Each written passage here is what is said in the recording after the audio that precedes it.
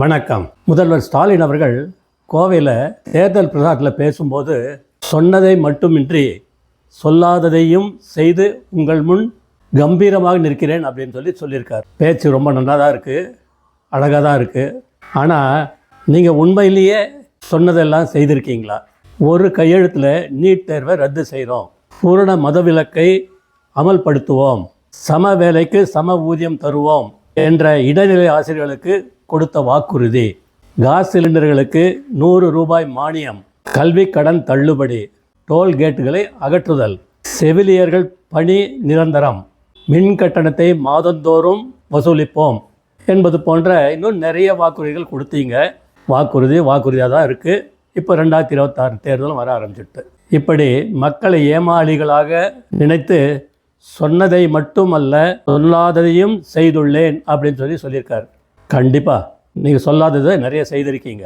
கள்ளசாராயம் குடித்து தியாகிகளுக்கு 10 லட்சம் ரூபாய் வீதம் நிவாரணத் தொகை வழங்கப்படும் நீங்கள் சொல்லலை. ஆனால் மக்கள் வரிப்பணத்திலேருந்து நிறைய கொடுத்துருக்கீங்க.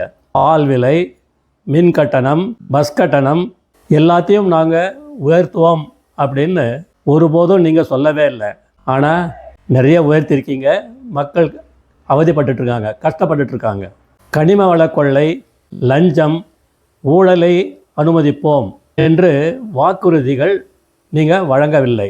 ஆனால் அவையெல்லாம் இப்போ சுறுசுறுப்பாக நடந்துட்டுருக்கு, அமோகமாக நடந்துட்டுருக்கு. கருணாநிதியின் சமாதிக்காக கிட்டத்தட்ட 50 லட்சம் ரூபாய் செலவில் புதுப்பிப்போம், ஊராக அவருடைய சிலைகள் அமைப்போம்னு நீங்கள் சொல்லவே இல்லை.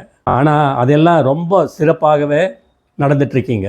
எல்லாத்துக்கும் மகுடம் வச்ச போல் ஒரு விஷயம் என்னென்னா, தமிழகத்தை கடன் வாங்குவதில் முதல் இடத்திற்கு கொண்டு வருவோம் என்று நீங்கள் சொல்லலை. ஆனால் அச்சாதனையை நீங்கள் செய்திருக்கிறீர்கள். முக்கியமாக ஒன்று என்னென்னா, சிறுபான்மையர் ஓட்டுக்களை பெற இந்து கோவில்களை இடிப்போம் அப்படின்னு நீங்கள் சொல்லவே இல்லை. ஆனால் கிட்டத்தட்ட 300 கோயில்களை உங்கள் ஆட்சியில் இடித்திருக்கீங்க. ஸோ நீங்கள் என்ன செஞ்சுருக்கீங்க? சொல்லாமலேயே நிறைய செய்திருக்கீங்க. இன்னும் சொல்லப்போனால் இன்னும் நிறையவே இருக்குது. இது சொல்லிகிட்டே போனால் 2026 எலெக்ஷன் வரைக்கும் சொல்லிட்டு போகலாம். இதெல்லாம் தமிழக மக்கள் மறுக்கவும் மாட்டார்கள், உங்களை மன்னிக்கவும் மாட்டார்கள். எலெக்ஷனில் நல்லாவே உங்களை கவனிப்பாங்க. ஜெய்ஹிந்த்.